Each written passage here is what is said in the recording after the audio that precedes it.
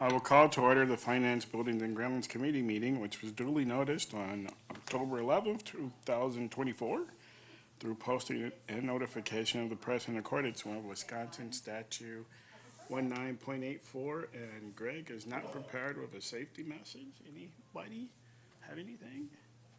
I got some. Okay, fire away, Jim. Thank you.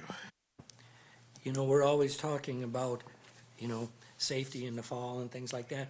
But the one thing I think that's most important, at least to school districts and places alike, are vaccines. Getting the kids vaccinated, getting yourself vaccinated, And I mean, whichever side you're on, it doesn't matter because flu doesn't care, COVID doesn't care.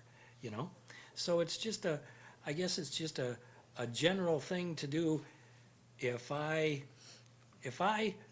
like being by Greg, well then why wouldn't I get vaccinated so I wouldn't give Greg anything? You know what I'm saying? I mean, I may not be saying it well, but that's the gist of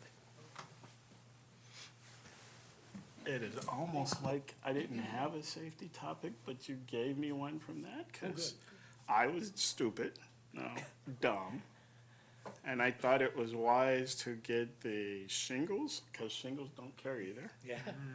COVID booster and flu shot all at the same time, which was about 3 hours ago. Wow. So, Good for you.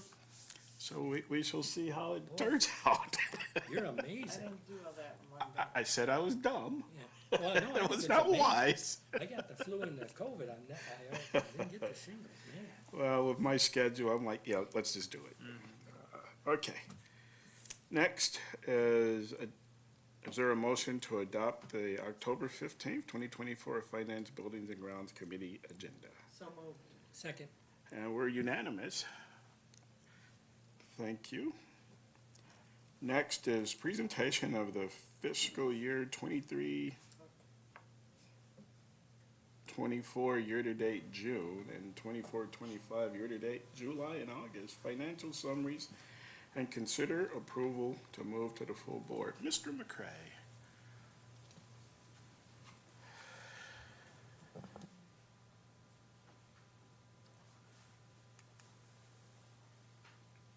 So a few things before I begin and dive into the financials. You have one PowerPoint presentation rather than multiple PowerPoint presentations, so I just condensed them all into one. So a couple things before we begin and launch into, if you will, today's full agenda. First of all, I'd like to thank all my friends who joined me from my department here today.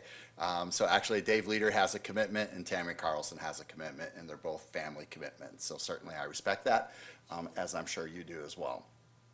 Matt Sylvester Knutson, a very capable director of finance, also has a family commitment. So I'm running solo today.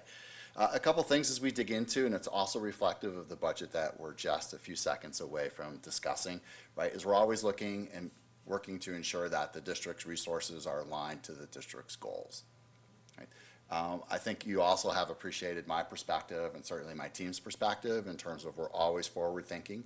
At times we have 3 or more fiscal years that we're considering. The fiscal year we're closing, the fiscal year we're opening, and fiscal years into the future.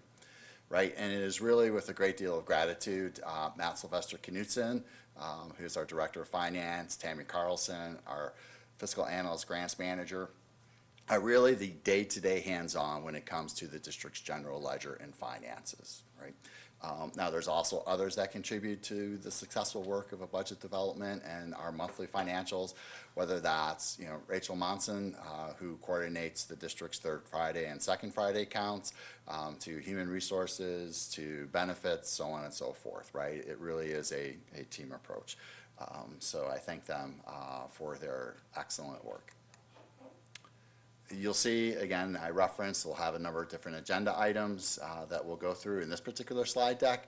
But specifically, the financial summaries for June, July, and August. So we're going to focus a little bit on June, right? Because June, if you will, is really reflective of the fiscal year end for the district. So you have those in PDFs in your board docs. I'm going to hit some very high-level highlights. When we think of our operating budget, it's really funds 10 and 27.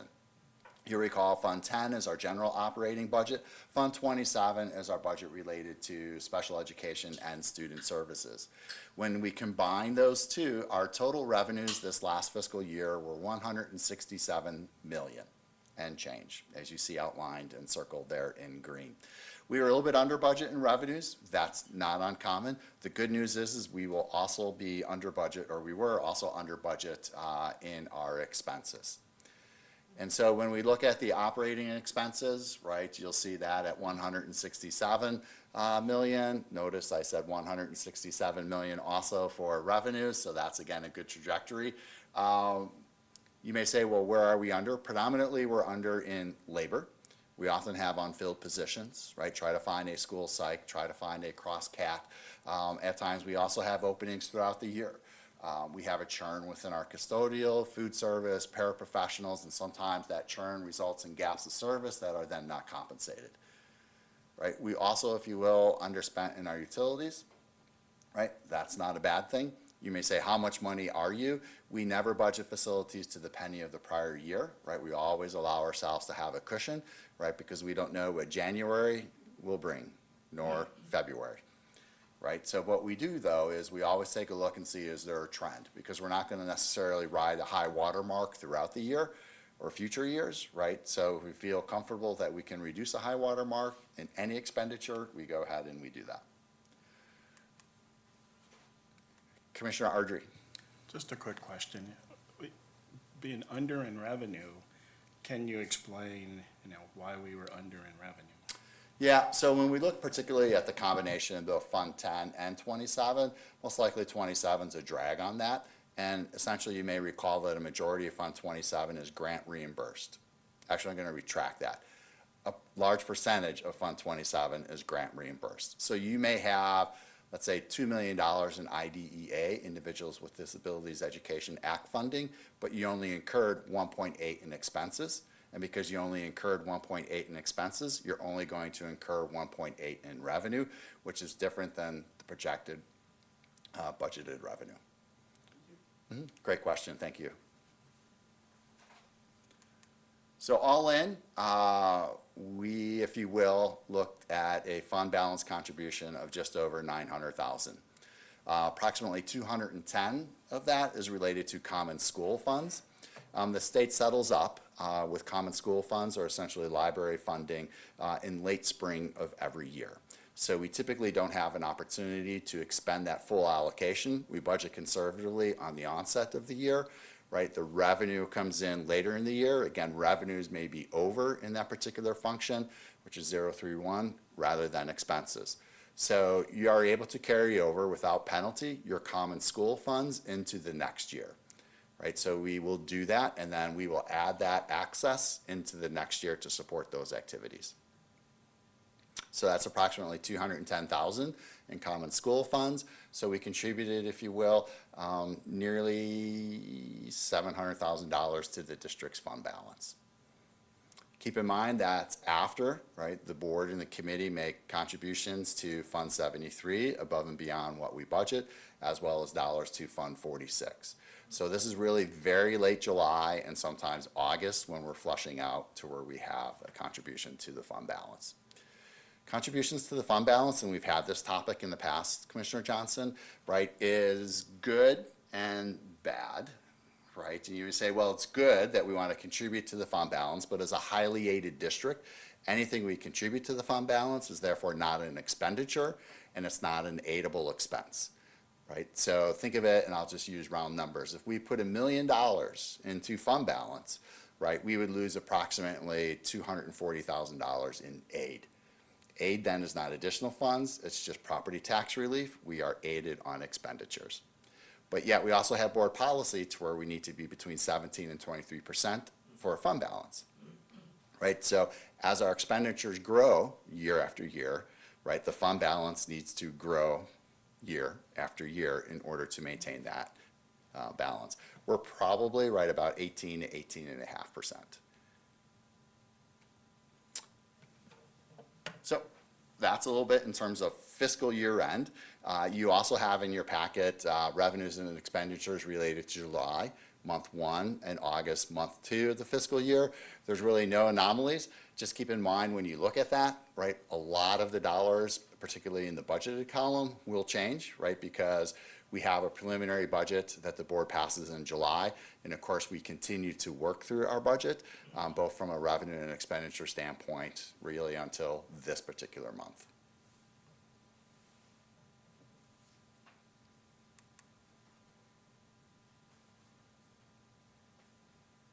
Any questions from the committee? Any questions for the audience? Okay. Do we have a motion to move these to the full board? So, second. And that passes unanimously.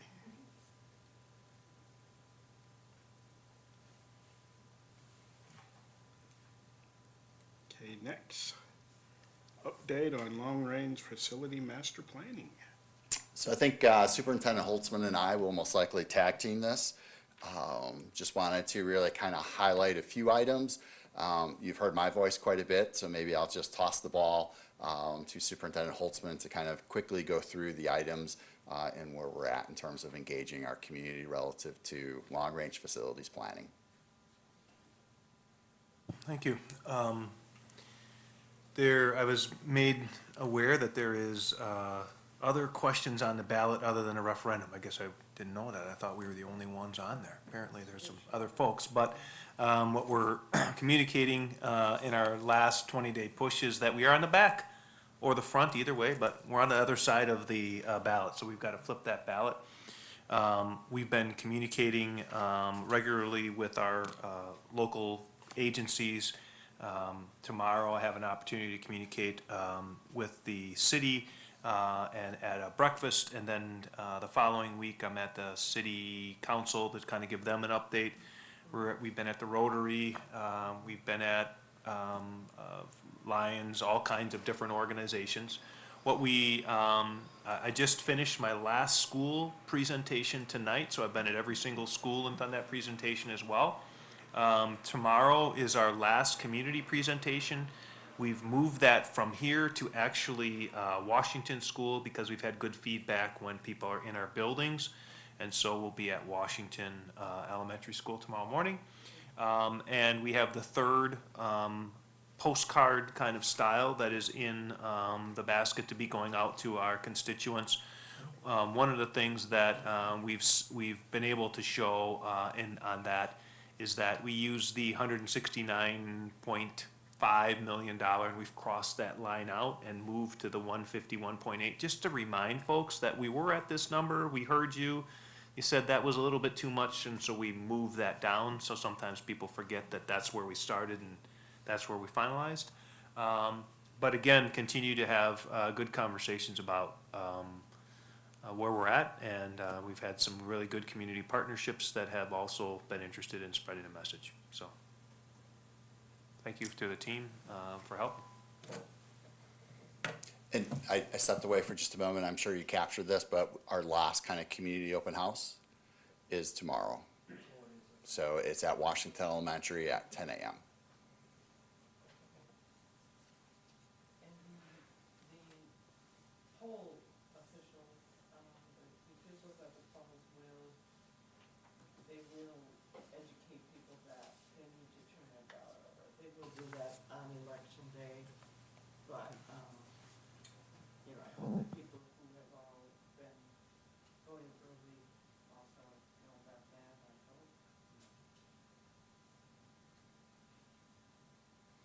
So, then my question is, Susan, can you turn the microphone oh, on? I'm so sorry. My voice carries anyway, so I didn't want to be too loud. So, let's imagine the scenario that the operational referendum passes and the capital one does not. So what would our planning process look like then at that point? Yeah, fair question. So we have a board meeting help me out, 13th, 12th. Okay. That would be a week after, and at that point, we'd have some initial conversations about how do we want to move forward. And I think those conversations will be the community-supported referendums, the community supported one referendum, community didn't support any referendums. So there'll be a brief, an opportunity, I don't know if it'll be brief, an opportunity to talk about what's next. And each of those three scenarios would be potentially different next steps. And I think really we'll just wait till the 15th, or Okay. the 12th. And we'll have a item on the agenda to talk about next steps, post-referendum. Okay, thank you. Okay, next, update on 2020 referendum and ESSER funded capital projects. Yeah, great. This is where Dave and Tammy typically present, so I think I'll do them justice. Keep in mind the 2020 referendum, we still have a few dollars available, and we're almost done in paying off that 2020 referendum of $22.5 million. The original obligation was for 15 years. We'll have done it in less than 5.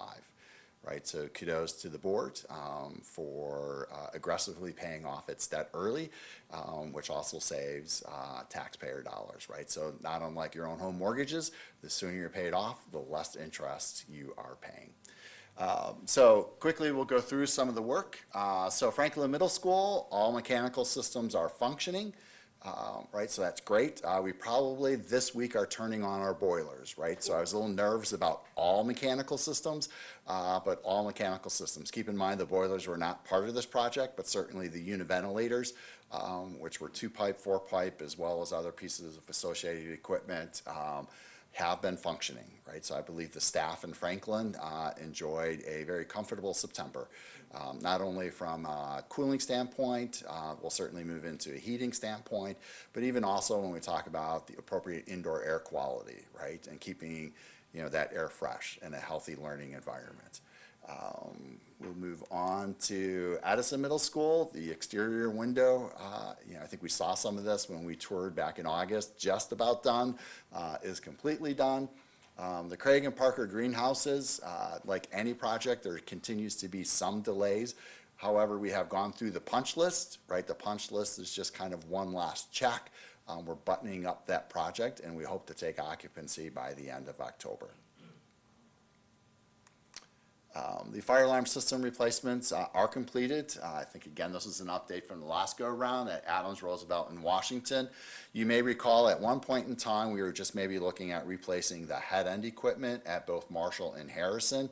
It really made sense for us to take that next step. We had dollars available, still within that 2020 referendum pool, to do complete systems, right? It's kind of like we're a third of the way there.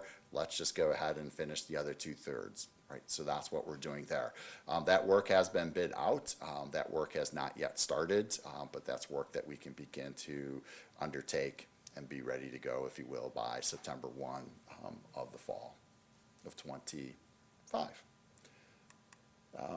And then the building automation system, that conversion, right, it's kind of, dare I say, rather geeky work, right? We're not replacing a lot of hardware per se, controllers. It's really software and some controllers, right? And moving to the Tritium Niagara system, which is different than the Andover system we currently occupy or use. The Andover system is tied out to our card access system. So before we begin to update elements of our card access system, add new card access system, right, we need to work and continue to move forward in the migration from Andover to Tritium Niagara. Right? So it's not as much of a plug and play as it was in the past when we were solely under Andover. Yes, sir. Just as a suggestion, I know that we toured the buildings and things. Next month, if we could just kind of recap these, because since most of everything will be done with just a series of pictures. Yep. So then that would fit for the other board members who haven't toured it and go as a reminder. Yeah, absolutely. And some of the things too is we'll most likely be doing a ribbon cutting, right? Just to kind of, well, similar to when we did the ribbon cutting to launch the project, right? To a ribbon cutting to finalize. I believe we were out at Parker for the launch. Maybe we'll circle back and do Craig for the official ribbon cutting. And then certainly capture photos. I know Patrick and Greg, they have a great team. We'll be out there. We can probably share some of those as part of a committee presentation as well.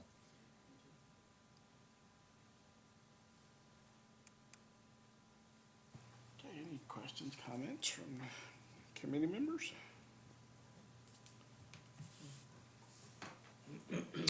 All right, next, information on district and statewide November 5th referenda questions. Mr. McCray.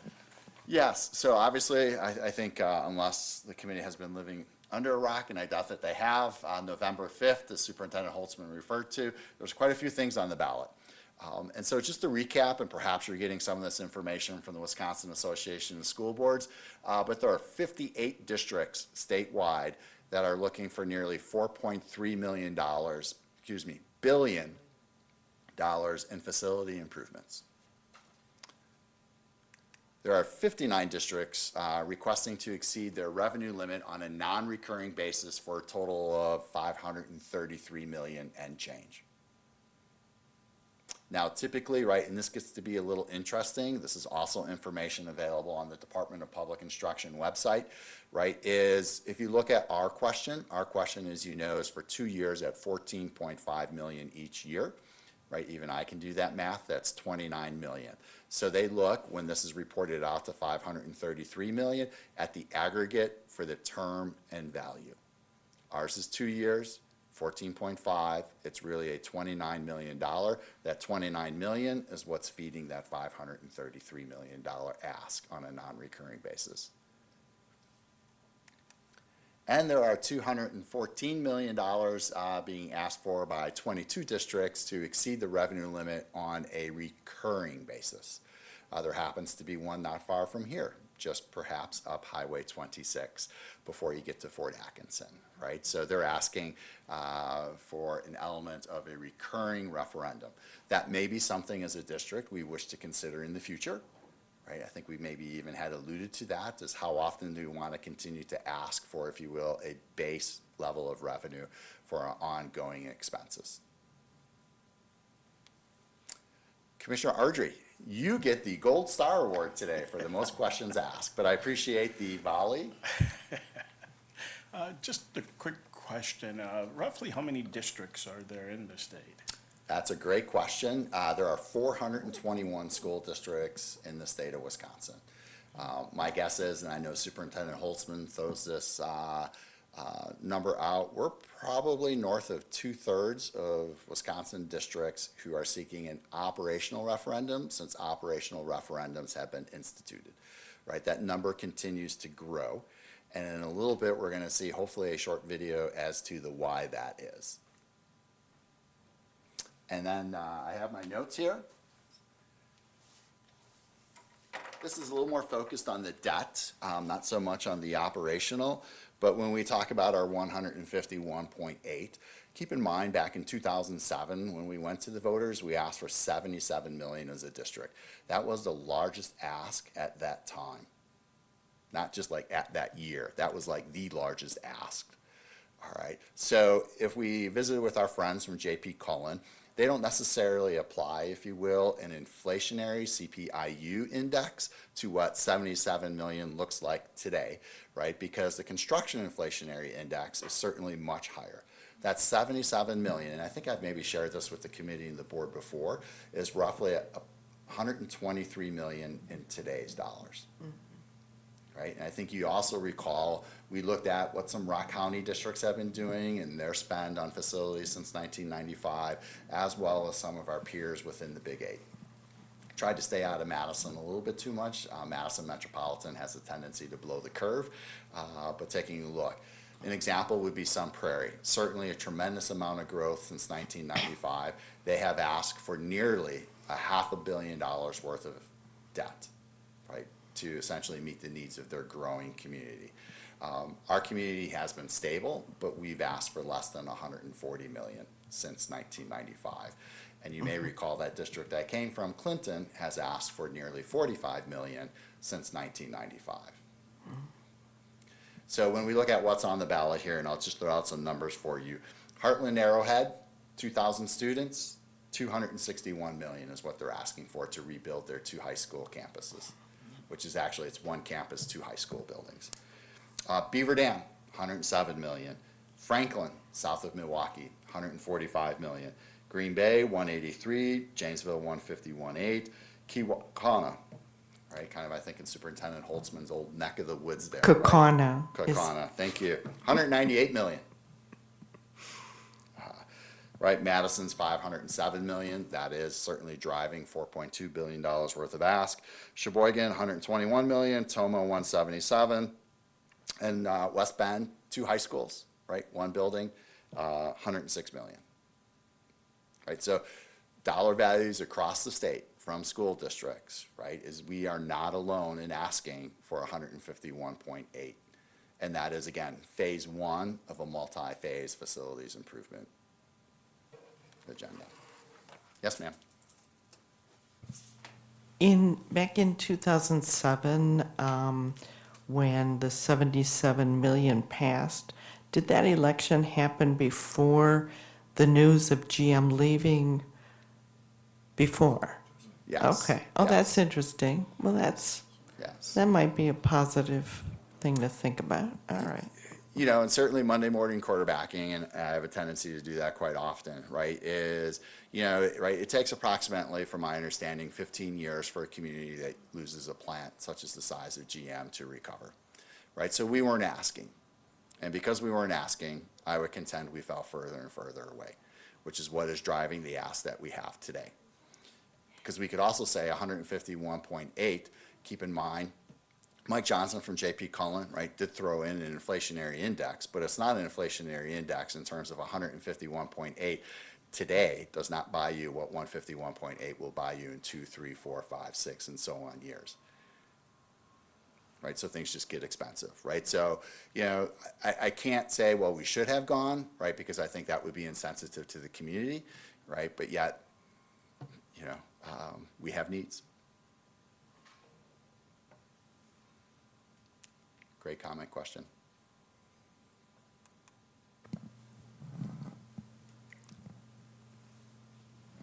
So they're gonna have Patrick click on, oh, are we still on 1.7? Did I lose track?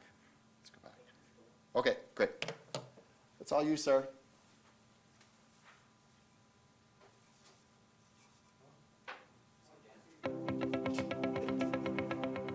Our public schools are the cornerstone of our community.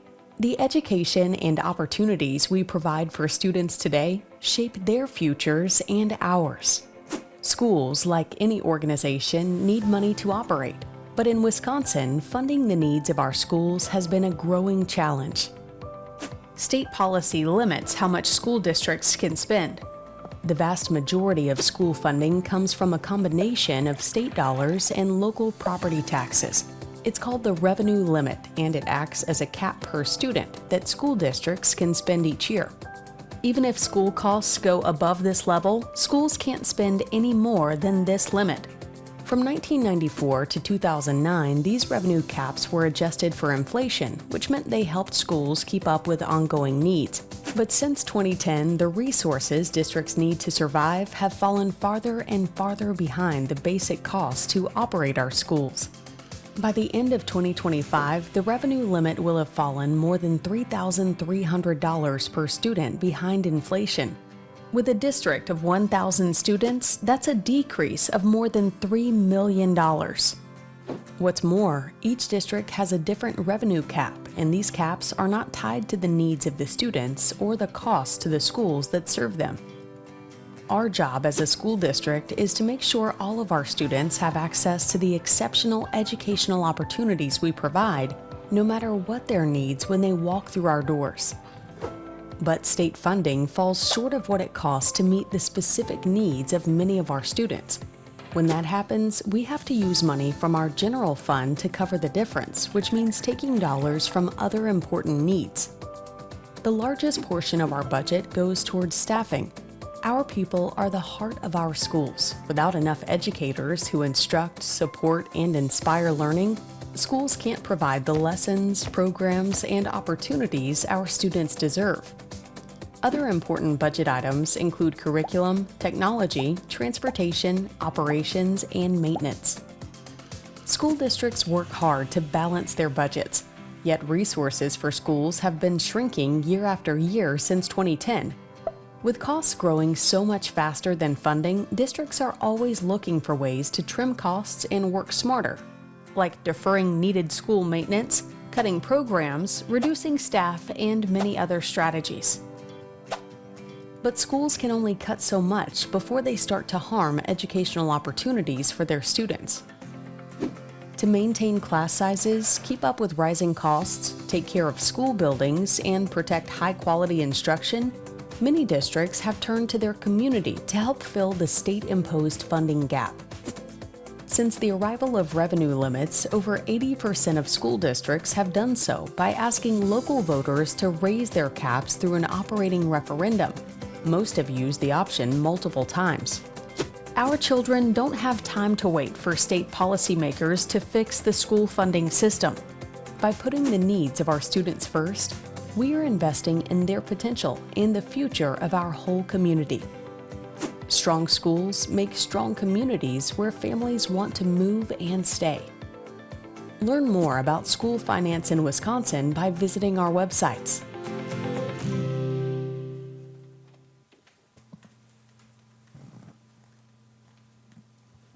Yes, ma'am. Is this video on our website? Yes, it is. Awesome. So awesome. Patrick, we've been aware of this video for a number of months. Good. So thanks to the organizations who sponsored the production of that. So it's not only on our website, I know I've seen it floating around our social media presence Okay. as well. Good. And I will spread this around as well.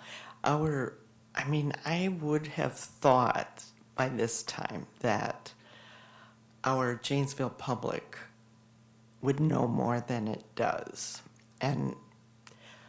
But when I've been distributing signs this afternoon before this meeting, I found out how little some of them really know and they need to see this video.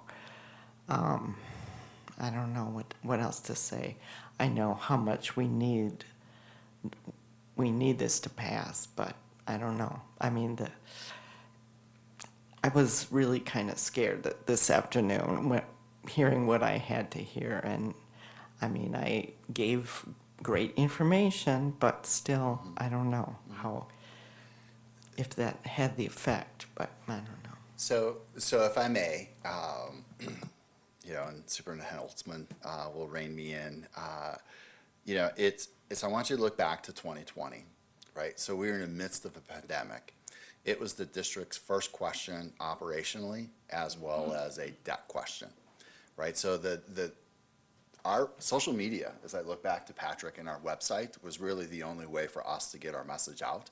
We didn't really have community forums. We weren't showing up at Rotary or, city meetings that are sponsored, right? It was very difficult for us, but the committee rose, right? So somehow they were able to get that message, right? So I don't want us to rest on our laurels either as a community, right? But I want to leave you here, right? If you maybe kind of felt a little beat down, that the community has risen to the challenge in the past, right? And 2020 was very difficult, right? And I also will share with you that this is my third district as a school business official. This is my fourth district in some capacity or another.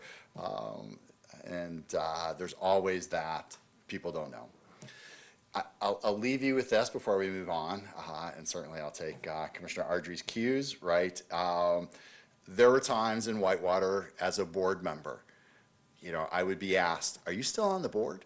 And I'd say, "Thanks for your support."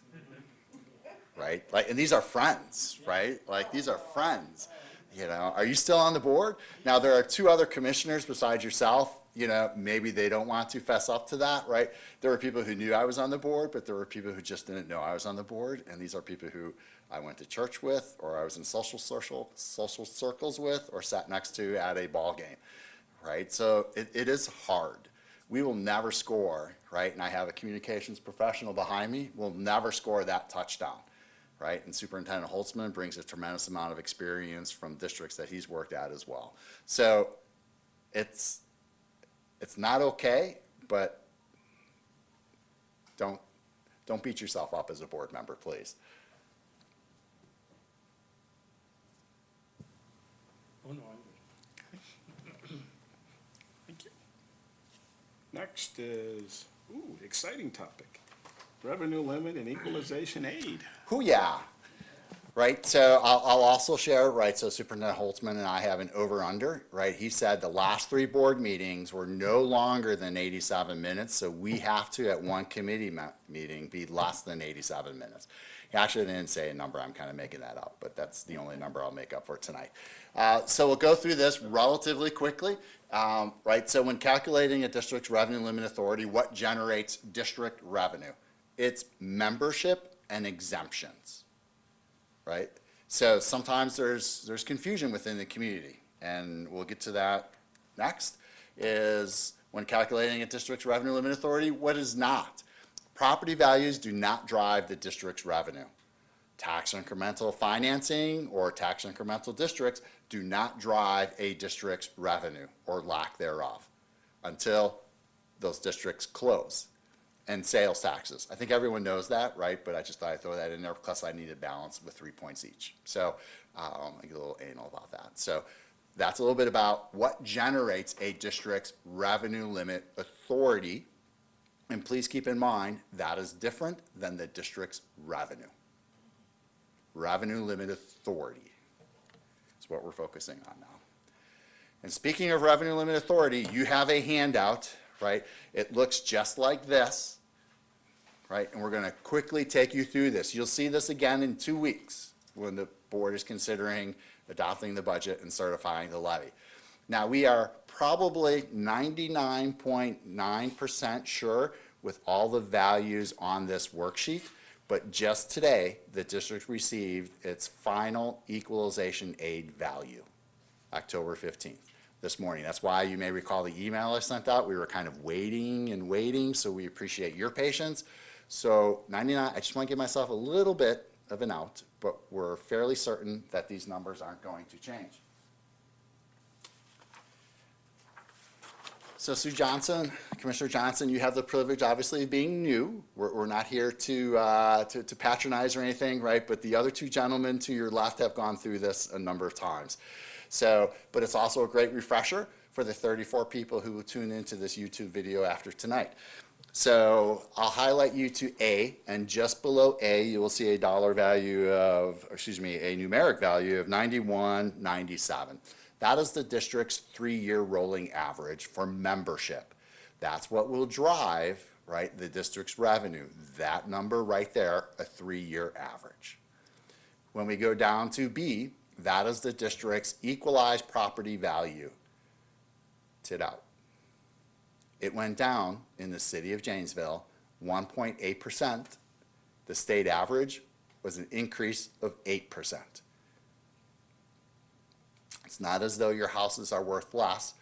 My understanding is there was an overvaluation of commercial property, and so there was an adjustment, which drove that number down. That number comes into play when we generate the mill rate, which we'll get to at the end of this page. If you go to C, you will see just to the left of C a dollar value of $11,000. That is the base, and then you will see an additional $325. That's per member. So we are able to levy $11,325 per member. 2 years ago, it was $10,000. If you continue to scroll down, and we're hitting highlights here to D, these are what we would call exemptions, both recurring and non-recurring. And we'll hit just a couple of the exemptions, one of which, and this is kind of that 0.1% we're waiting for, is we did an energy exemption, and so we need an annual dollar value from the firm that provided the district with those services. we are still waiting for that dollar value. It's not going to change dramatically, right? But that is a plug number right now when we look at line 10C of $1,532,008. I do want to take you to item 10H,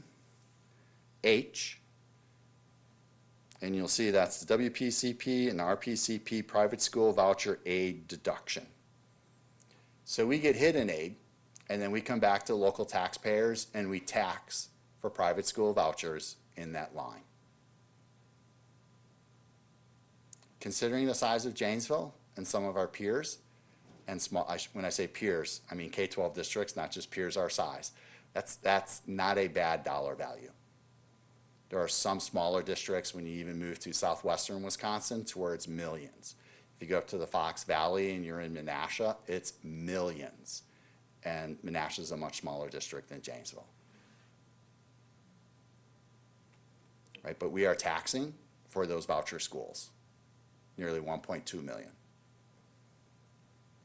When you move down to E, that is where you will see our large equalization aid, right? And when we look at line 12A, that's the final number we received today. That's just over $75.5 million in aid. That's nearly a $3.7 to $3.8 million increase over the prior year. I know everyone knows this. More aid is not more money. More aid is less in local property taxes. You will see two other aids, and that's really related to PPT or personal property. When you move to F, after you establish your revenue limit authority of just over 121 million, you back out 75 million in aid. The operational levy, right next to F there, is approximately 45 million. When we move down to G, there are other things that we tax for. This is our last year of Fund 38. We still have some remaining Fund 39 debt. We have a community service fund. I'm going to pause there for a moment. Last year, we taxed the community $200,000 for the community service fund. This year, we are reducing that by the $25,000 increase the board allowed last fall. In part, we were not able to secure a position within Fund 80, and so there's no need to tax for it twice when we only have not a one-time, but we taxed for it last year. It's a position that's been hired, and we'll apply those funds from last year to this year, therefore reducing the Fund 80 levy by $25,000 for this year. Look for that to return in the fall of 2025. I didn't highlight it, right, but you can see we're targeting a mill rate of $7.39. Right? That's a 35-cent increase over this last year when it was $7.04.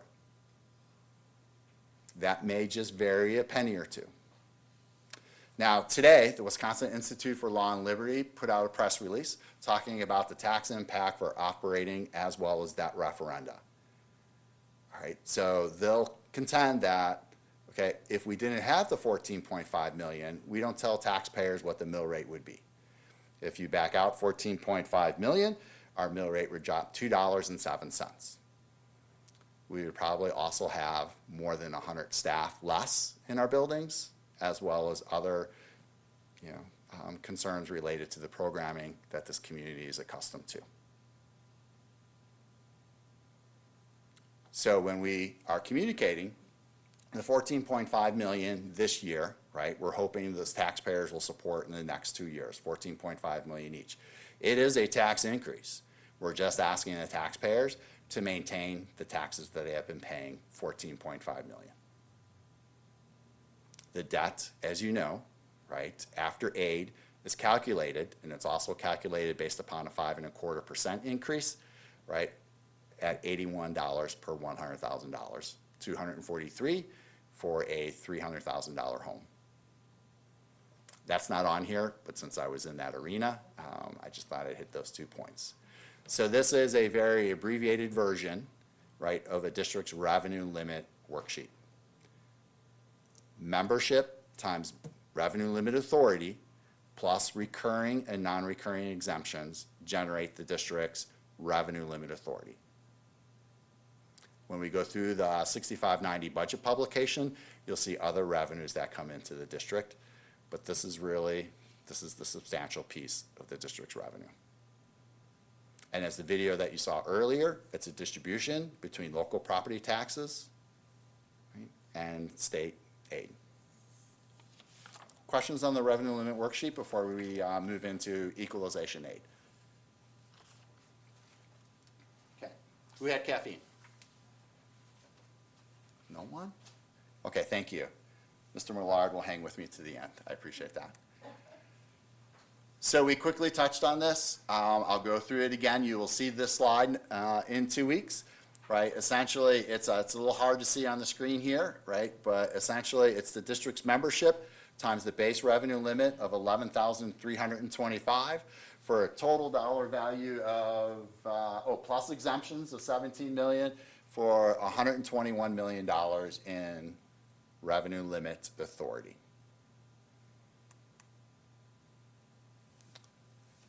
Right, and I'm hitting the point multiple times, revenue limit, composition, local taxes, and equalization aid.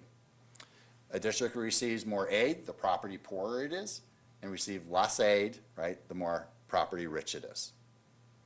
Right? So Whitefish Bay does not receive a lot of state aid. Right? Gibraltar in Door County does not receive a lot of state aid. Right? Janesville receives a good amount of state aid, and we're going to see that number in just a little bit. Now, there's a number of levers, right? School finance is not always linear, right? It's not like, oh, well, one thing and this does it or doesn't do it, right? Other things that contribute to aid, right, are spending, right? So there's just factors that go in, but conceptually, and that's where shared cost comes into play, right? Property wealth divided by FTE is wealth per member. Our wealth per member is increasing, right, until this last year when you're getting high singles and low double-digit increases in your property values and your membership is stable, right, your value per member is increasing. The state formula essentially is the more value behind a member, the less state aid you receive. Someone's going to say, but Dan, you just said we received more than $3 million in state aid. We have, because our spending continues to go up as a result, right, of the approved referendum from 2020. We're not going to go through this in detail like we did, right? This is even at times a bit of a head scratcher for me. This is the equalization aid worksheet. And really what it does is it captures a number of factors: membership, deductible receipts. Someone's going to say, well, what's a deductible receipt? I'll give you a very simple example of one deductible receipt. That would be gate admissions. It's not a shared cost, right? The state will share cost in which they contribute to. Gate admissions, student fees, admissions to the Parker Playhouse, right? All those are deductible receipts. Local taxes, items expended via local taxes, and state aid are shared cost. Federal funds are not shared cost. That's why you get down to, as you work through, we're not going to work through it, your net cost, that service is a shared cost. You get the value you have per member. There's a tiered equalized value, primary, secondary, and tertiary. We are tertiary aided. That's good for us. We're going to see that in just a moment. And then a final value. Commissioners Millard and Ardrey went through a very long presentation a number of years ago, Commissioner Johnson, on equalization aid. We may get there yet with you, all right? But this is the abbreviated version. I like this particular bar graph. I think it illustrates primary, secondary, and tertiary, as well as overall aid rather nicely. Right, you're looking at membership, dollar values per level, where do you fall? That's a split percentage. If you look to the third column, which is tertiary aid, right, and you see 21.9%. Any new expenditures the district incurs, we are aided at that level. So let's rewind it a little bit to the potential debt-approved referendum. We would be aided just under 22%. That aid is factored in already into that mill rate of approximately $81, or that levy, $81 per 100,000. It's good. This is a good place to be. Then you can see the overall in the fourth column. And when you look at the overall in the fourth column, we're not quite to 2/3 funding, right? But we're 61% funded by the state and 39%, and I'm rounding, right? 39% by local taxpayers. So the state is kicking in 61%. Any questions?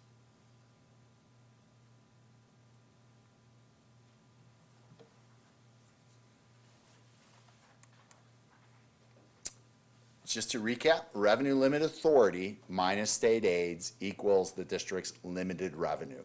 And when I say state aids, right, if you go back to the revenue limit worksheet, you'll see approximately, probably under $500,000 related to personal property. That is aid. Not the only state aid, but within the revenue limit authority and aid that factors in. Real quick, 121 million minus 75 million is a local limited revenue. This is essentially our operational levy that we would pass on to taxpayers.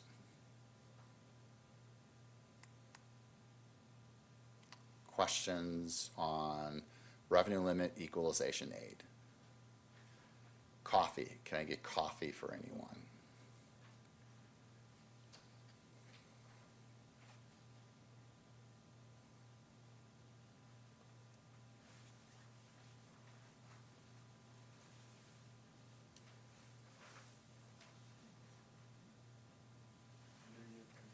Alpha us or dazzled us, I'm not sure which one.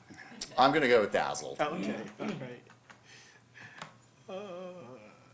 Is there a bedazzled? Is that? Bedazzled? Yeah. Okay, any questions, comments? Thanks. Always helps to see it again. If anyone plans on going to the joint convention in January, right, there's the school finance puzzle. I participate as a panelist on the school finance puzzle. I know Commissioner Dahmerhausen has participated in the past, right? That's 3 to 4 hours of exciting material such as this.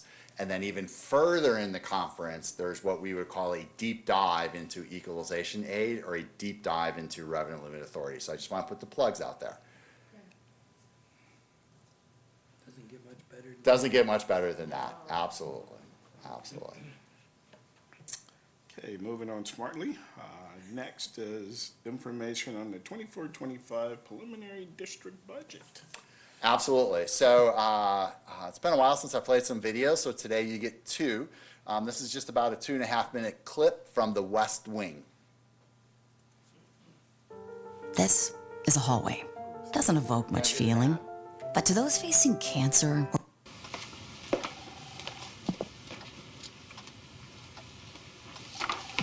Donna, Good evening, Mr. President. tell Josh that General Pulaski was a Polish brigadier general who vanquished the Russian and Prussian military, then came to the colonies and commanded our cavalry during the American Revolution. I will, sir. It says here in a briefing paper, hastily written by Deputy Josh Lyman, that in the 60s, when the Madison Superintendent of Schools banned Twelfth Night for reasons passing understanding, Mrs. Molly Morello had students over to her home on Saturdays to read it. I didn't know that, sir. Josh wrote you a memo on Molly Morello. Yeah, because all I had tonight was a nuclear spill in Idaho. It says she came in 2 hours early to teach an AP English class she developed herself, because the school didn't offer one. I was in that class. Sounds like she deserves a proclamation. I wish I could give her one, but I can't. I totally understand. There's just too much inside baseball, you know. You're very nice to even talk to me about it. Charlie, I've been tapping my finger on the desk for about a minute now. Sir? The Magic Man thing works a lot better when you pick up on the signals, Tonto. What's that you say? There's a phone call for Donna? Good evening. This is the White House. For whom are you holding?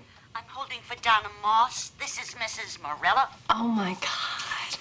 Donna, Mrs. Morello, it's me. is everything all right? Everything's fine. I hadn't heard from you in such a long time, so I thought No, everything's fine. Sally Seidelman told me you were retiring. it's at the end of this year. Well, I just wanted to say, I don't know, I just wanted to say, I don't know. Are you sure everything's all right? Tell her where you are. Donna? Mrs. Morello, I'm in the Oval Office with the President of the United States, and it's because of you. Mrs. Morello? What a thing to say. We're all very proud of you, Donna. She didn't do anything. Was that? It's Jed Bartlett, Mrs. Morello. I've got a couple of questions.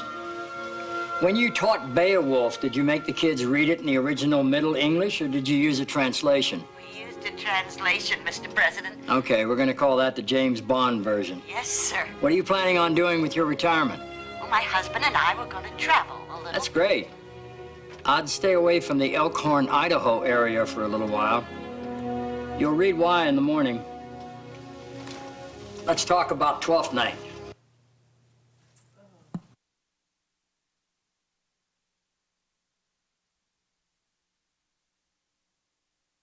I would know that by now. This happens to be the 25th anniversary of The West Wing, one of my favorite shows, right? And I think what I get out of that is a couple things, right?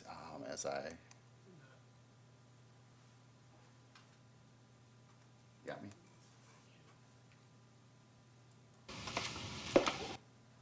Okay. Yeah, this is it. Thanks. Patrick's awesome. So kind of two questions that come out of there, right? And there are many individuals that have an impact on our lives, right? Whether it's a Mrs. Morello, right? In my case, probably one of my favorite faculty members in high school was Dan Clark, who was my basketball coach, right? I know Superintendent Holtzman has a favorite bus driver and teacher, right? That made an impact. And while we're maybe not necessarily in the Oval Office, right, in the White House, right, I sometimes feel as though, where are we today and who is it that we have to thank for that?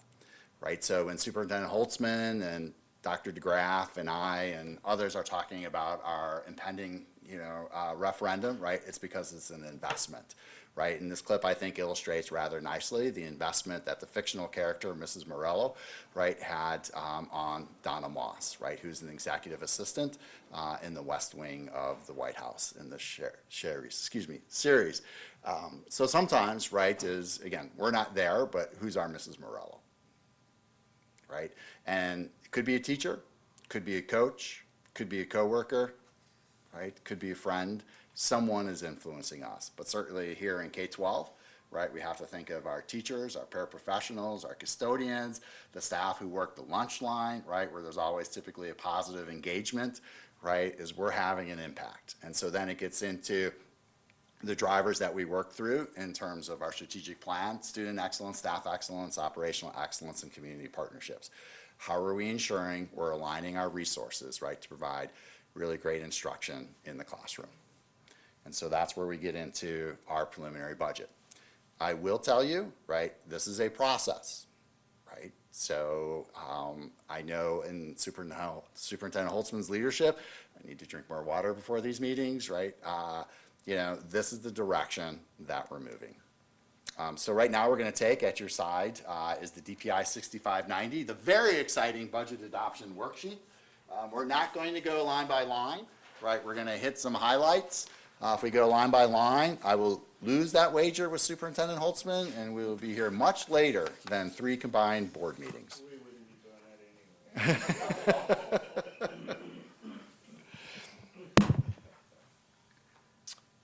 So real quick at the top of page 1, you'll see General Fund, Fund 10. You'll see some beginning balances, right? And those are essentially our fund balances. And we'll look to the 24-25 budget line, the most column to the right, right? And you'll see 26 million. That's an increase, right? If you recall back to earlier in the presentation tonight, right, we contributed, nearly $800,000 to fund balance. So it drove from the prior year to the current year beginning balance. You'll also see some dollar values such as non-spendable. A non-spendable fund balance is a prepaid expense. A restricted fund balance is essentially those common school funds. We can't use them for general operations. We have to use them as they're intended to be used. And then we have unassigned fund balance. Now, when we look at that unassigned fund balance, right, and I remember it's probably my first year here, Commissioner Dahmerhausen's like, so we had like 20-some million on June 30th. Why do we need to do a line of credit in November, right? So fund balance is cash, but it's not just cash. And this district has one equalization payment to add to that in September. So when we get to November, we get lean in terms of cash. We've had as little as $1 million in the bank. That's kind of tight on an entity our size, right? So you will see in 2 weeks, right, a request, as we have the last 4 years, right, to adopt a line of credit, right? And that line of credit is an in and out to cover us for a few weeks until we receive that December payment, right? So the cash isn't sitting there. The cash has been spent. We are not at a fund balance today, and I don't know that number, of 25,250 in terms of unassigned fund balance. We move into local sources. Those are the twos, right? And so you have to keep in mind, right, school business officials all operate out of a chart of accounts, right? And sources are twos at the local level. That's everything from local taxes to gate receipts. We then move into the threes, which is a transit of aids, right? We have some, you'll notice in blue there, kind of some descriptors, of what those are, right? We then move into intermediate sources, right? And an intermediate source is, actually that's the Carl Perkins grant right there, so not a lot. We move into state sources, which are the 600s, right? We have federal sources, which are the 700s. Other financing sources, right, are the 800s. I'm going to pause there. Most likely there'll be a gentleman who will come in 2 weeks. He's, I think, hit every budget hearing, budget adoption each year that I've been here, right? And he asks great questions during the public comment, right? And hopefully I answer all of that by the time my presentation rolls around. There's a GASB, right, Governmental Accounting Standards Board, to where when we lease equipment, we have to record the full expenditure and revenue in a non-cash transaction of that lease the year it's initiated, right? So you'll see $2 million in revenue. We don't really have $2 million in revenue. We have to record the value of that lease at $2 million as revenue, and we have to record, obviously, the expense of that lease as an expenditure. It's just a non-cash item.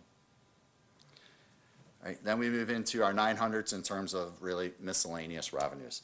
So at the bottom of the page, you'll see total revenues and other financing sources for Fund 10 at $145.9 million. Any questions on revenues? And again, we appreciate your patience in receiving this data a little later than normal. When you move to page 2, you will see expenditures related to Fund 10 instruction, right? Undifferentiated all the way to regular, to vocational, to physical, to co-curricular, to other special needs, right? The 110 through 170s. Okay, those expenditures, predominantly people, are $66.9 million. We then in Fund 10 move to support services.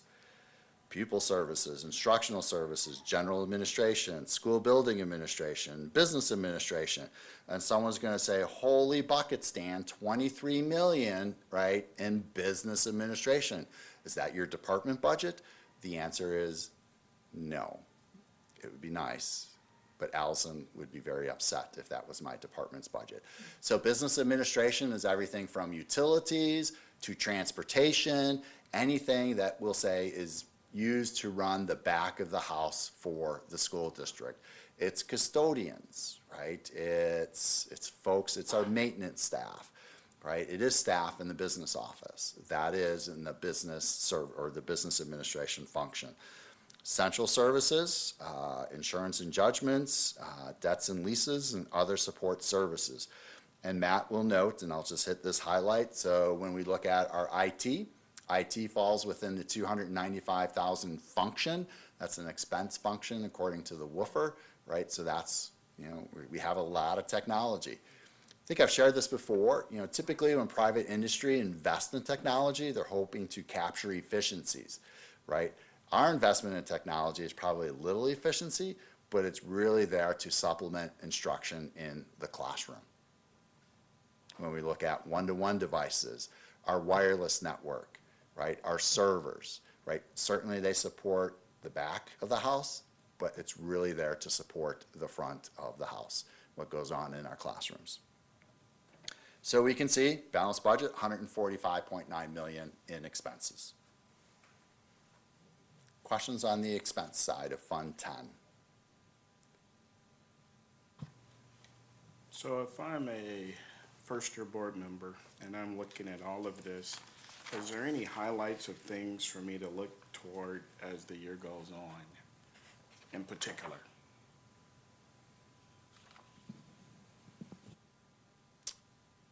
Excellent instruction in the classroom, that's what you can look forward to.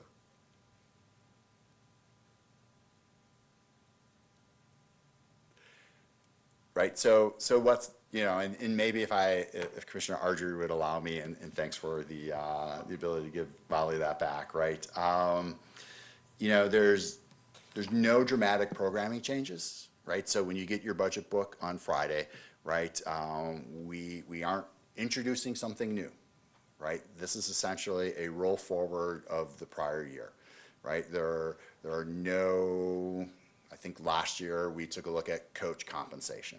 Last year we certainly looked for $25,000 in Fund 80, right, to support the Bags of Hope initiative we have as the district, right? We also looked at improving compensation for our student nutrition department, right? We move forward. So there's not any of those types of programmatic changes.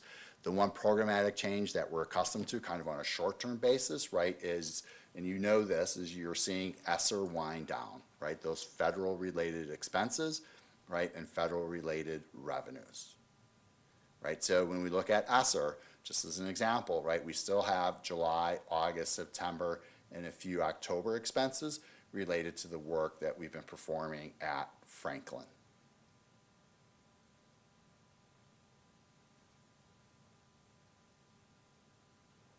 At the bottom of page 2, you'll see Fund 21. Fund 21, we have a fiduciary responsibility for. That is, if you will, is a fundraising account within the district's general ops, right? So that is, I'm a principal at Monroe, and my PTA gives me $500, right? There's an alumni at Craig High School, right? They donate a mobile home. They didn't this last year, but they did a number of years ago, right? So the proceeds of that mobile home goes into that school's Fund 21 account. It has no bearing, the Fund 21 account, right, on anything related to taxes or levies, which is the same as, I suppose, as taxes, right, or the general budget or student services. It's just really housed within itself. It's a fundraising gifts account. If you flip to page 3, you'll see special education, right, and I want to take you through the transfers. So right towards the top, you will see 100, right? And you read from left to right, all right? And transfer from general fund is required as special education funding does not cover all expenses, right? So if we go back to the last state budget, right, it's maybe 33%, but that's a sum certain, meaning the pool of dollars, right? If expenses go up statewide for special education, 33 became nearly 30 this last year. And that's what we're receiving in aid, right, this year. Not 30%, right, but you always receive special education aid the following year. So we're not getting 33% of last year's expenses, we're getting 30% of last year's expenses. So the balance that you see of a transfer of nearly $15 million is what we're removing from 10 and putting into 27. So when the state is wrestling with budgets, so in February of this year, when the governor and DPI roll out their budgets and every other state department before it goes to joint finance, right, is you may hear calls for increased reimbursement for special education. Increased reimbursement for special education, if that happens, reduces that $15 million that we're looking to transfer. Right, so maybe we only have to transfer 12 million, so then that's 3 million more that we have available for general operations. But because we don't have that available because our reimbursement is so low, right, that number continues to climb. Fund 27 always must be zeroed out at the end of the year. That's why we make that transfer, right? Our services for our special needs, right, essentially cost us nearly $25 million a year. That's not a complaint. That's just what it is.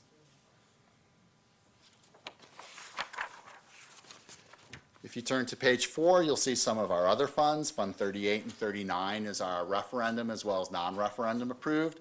You'll see capital projects, which are Fund 41, 46, 48, and 49. We only use Fund 46 and Fund 49 of those 4 available funds, right? You'll see our food service fund, Fund 50, and then our community service fund. So I went over those relatively quickly. Let me go back to debt, as we are getting to the point to we are having, because of the board's due diligence, less and less debt each year. So that is winding down. Because we did not have property values increase as much as we would, we are not looking to defease. We are not looking to levying in advance and then defeasing or prepaying district debt. We just don't have the capacity to do that as we have in the past.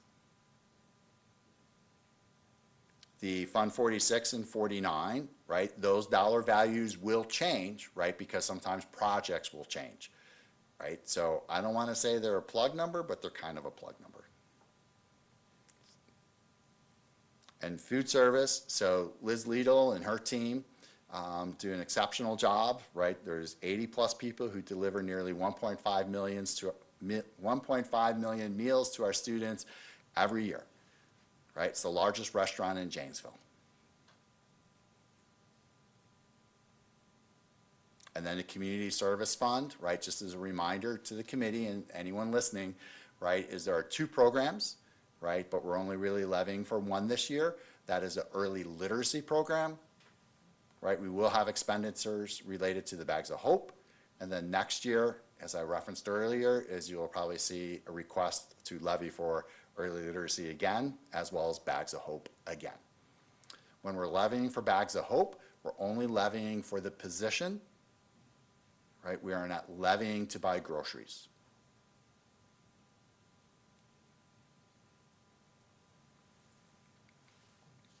Questions on the 6590? This is the form you'll receive in 2 weeks. Again, we'll have some other materials. You'll have a narrative to go along with it. That's what we call the budget book.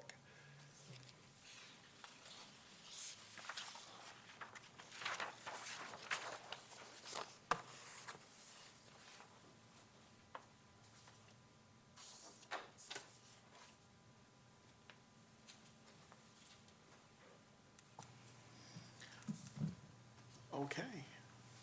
Next is review of Neola policies. What's listed, we can see those. I guess I would say, did you guys get a chance to go through them? Questions, comments, anything that we would suggest for changes?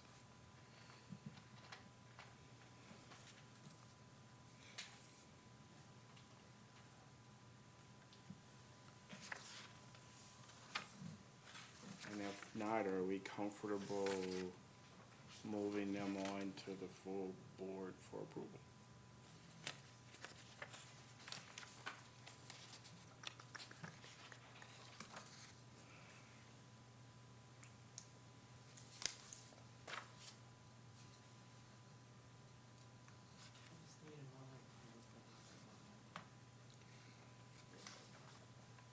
Well, since we have some time, Dan, would you like to walk us through this one again? I would be happy No, to, I'm sir. kidding. Okay.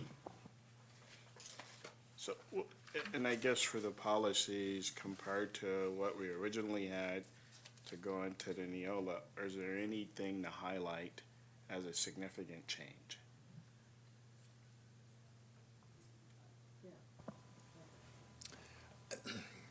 No. So sorry about that, right? These have been hanging out there, and as you referenced, Commissioner Ardrey, right? So a lot of times we're reviewing our old WSAB or district-generated policies, updating them to the new platform of Neola policies. So a lot of times there's just maybe some language that's old or outdated, changing, shalls to wills. There's really no substantive, like we're not trying to, play the shell game with the committee or the board in terms of, ooh, look what we've done, right? They're important, but they're benign. That was my assessment, looking at them side by side, or, I'm like, okay. Some language differences, but nothing substantial.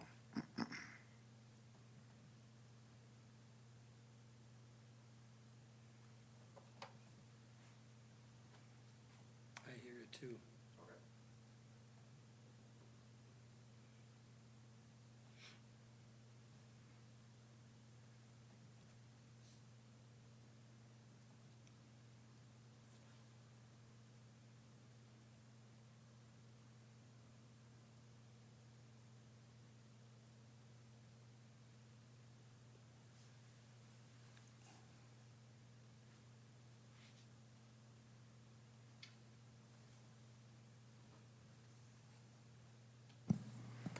Can I ask a question about the energy conservation? Yes. So it's a rather very simplistic policy. Do we have any goals that we will follow in energy conservation using data?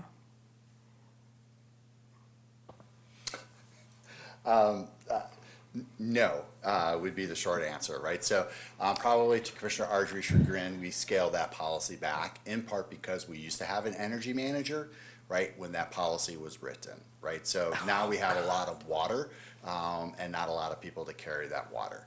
So what you will see at the committee level, right, is essentially, we used to do it quarterly. We probably moved more into a semi-annual basis of we're reviewing our usage as well as our costs associated to each building. So our target is to stay at least below $1 per square foot in terms of energy consumption, right? So keep in mind that's energy consumption, right? We get killed on the sewer tax, right? So we can't always control the number of flushes that go on, right? But when we look at our therms and our kilowatts, right, is what's that trending at. Exactly. We're not ignoring, we just don't have the capacity to be as elaborate when that policy was written, which is why you see a narrower policy. Okay. We don't want to put a policy in that we just can't support. No, I know. But that doesn't mean we're ignoring. I think you'll Okay. see, if I may editorialize a little bit, Okay. right, as we look into the future, right, are there alternative energy sources, right, that we can perhaps employ? There is a great deal of debate within my facilities management department, right, and I contribute to that debate. We're not huge on geothermal, right, because we're not building new. But solar, as you've most likely seen, right, is beginning to skyrocket. Yes. So we're currently working with a roofing consultant, Apex Building. So because we need to get our roofs under control before we put things on So- our roofs, Yes. right? So as we Totally. don't consume green space, right? So Great. we're thinking, we just can't actively Okay. support the policy Okay. as it was written. Thank you. That's a wonderful answer. Thank you. I guess I would add in some of the things that are being done actually speaks to that, some of the building modeling systems and being able to manage it from all of it from a distance, knowing what's going on with the building. So one of the complaints that often you'll hear in the buildings is this range in temperatures depending on where you're at in a building. So we will be able to tweak those things a bit more. No, not we, they will be able to tweak those things a bit more, just having the information available. And actually, I appreciate Commissioner Ardrey's perspective, and, you know, obviously, we're asking the community for 151.8. A vast majority of that 151.8 is focused on our mechanical, electrical, and plumbing systems, right? To bring them out of the 50s, 60s, 70s, right? In some aspects, like the 80s and 90s, right? So when you have an opportunity, as I'm sure you have, tour Adams Elementary, right, is you will see single pane windows at Adams Elementary. When we look to the work we did at Franklin, we went from a thermal pane, right, from a plate glass window to a thermal pane window, right, to capture and reduce the amount of sunlight coming in, which has a bearing on room comfort and taxing to the system. So I appreciate Commissioner Ardrey's memory jog there is when we look at putting in new systems, right? We're not putting in 80% efficient systems, right? We're putting in more efficient systems than we currently have. Is there a motion to move these to the full board for approval? So moved. Second. That passes unanimously. Next, future committee meeting items, and I will tee up Mr. McCray here. So quite often over the, I guess over the years of chair, and since Mr. McCray's been here, we've been talking about, well, what's up when, and making sure that we're staying on target. And so Mr. McCray took the time to calendarize various items, and I will let him further elaborate to that. Thank you. So you kind of have it in front of you. I think what we've tried to do from my office, right, and I know Tammy, Matt, and I share this philosophy of, and I've used this example in the past, we could give you a 600-page budget and say, there you go, right? We're transparent. It's right there in front of you, right? But what we've tried to do over the years is to really move from transparency to clarity, to understanding. We're not going to create business officials out of the board, right? But yet we want you to have a good understanding for when you're interacting with the public. It's not unlike when you're interacting with the public related to the school report card or instruction, right? Well, what's going on instructionally? What's going on financially, right? So we've tried to, and I appreciate Commissioner Ardrey's willingness to, okay, let's just sketch this out a little bit more. Denise's kind of modeled. It also helps keep me on track. She doesn't have to remind me of, the depository memo or the Fund 73 memo, right? Those are highlighted in green, if you will, potential board or, action items. The blue are, what are we sharing? And again, the intent is not to have you become school administrators. We spent some time, as you see, on equalization aid and revenue limits here in October. Right? Liz will be coming and providing in November an overview of the training that her staff is undertaking to elevate her program. Right? When she elevates her program, that's great for kids. Right? We want to share that with you. Right? We want to talk a little bit about the Governmental Financial Officers Association tools. Right? And it kind of goes back to how are we aligning the mission, right, with our resources. Okay? Administratively, right, if there's a program change, quite selfishly, we can't have 9 board members with their own individual rubric as to whether a program is or is not successful. Administratively, we will create that rubric, share that rubric as to what the drivers were for a recommended change. And it's not necessarily a reduction. It could be additional investment, or it could be a reduction, or it could be we've evaluated it, we're going to keep it status quo. Right? So what are those tools? As you see, resources are not extremely plentiful. Right, so we have to continue to work, harder and smarter, right, and then keep you well informed as to what that progress looks like. I won't go through everything, right, but budget assumptions in December, I'll just kind of stick with the top line. Open enrollment is not open enrollment related to health insurance. You will receive some data, right, in 2 weeks, right. We are not trending well in terms of our net open enrollment. This last year, we lost $200,000, right, versus the beginning of the year, right? So we're expecting that plus. Now, if you look right now, to say, well, you're balanced, you're even, you're ahead, right? But changes occur throughout the year. We need to place our budget in a safe harbor. BSG innovations, like we don't necessarily toot our horn, right? But that's a way for the business office to kind of come in and say, these are things we're working on. These are things that we're trying to do. These are some efficiencies, right? Things you will never see. Think of it as, the slip differential in your rear axle. You may not care, right? But you want to buy a vehicle that's safe, right? So we'll talk a little bit about what that slip differential, right, metaphorically is within the business office, but the car continues to run well. Budget update. What's happening in the spring with the state budget, the new biennial year? I think traditionally, Commissioner Ardrey, we've taken off June, right? We've kind of, we're ready for a break, right? The students are ready for a break. Our faculty and staff are ready for the break. The committee's ready for a break. And then we'll have a preliminary budget for the board's consideration. Just keep in mind, it's a biennial budget year, right? So it's gonna get a little intense in terms of what that looks like. Keep in mind, right, is you'll be asked some significant questions and considerations come March, April, and May, right? That's when we work through staffing. That's when we work through our benefits, right? So we need to be cognizant. If the state can settle its budget sooner, the merrier we would be. Sorry, one last item, right? I've gone to 2 sessions on this particular topic. Liz is well-versed, but if you thought today revenue limit worksheets and equalization aid, right, were a bit of a challenge, so too is the community eligibility program when it comes to student nutrition, right? It's some fascinating calculations, right, with some factors provided by the USDA. So we're looking to just give you a kind of high-level overview of the CEP, Community Eligibility Program, in April.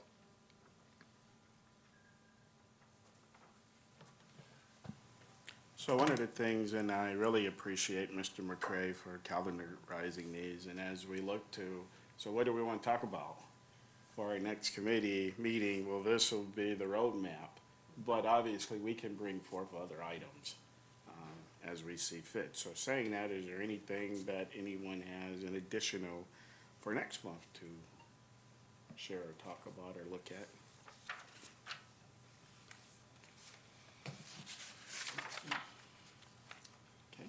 Hearing none, thank you. Thank you. We have reached the end of our published agenda and we are adjourned.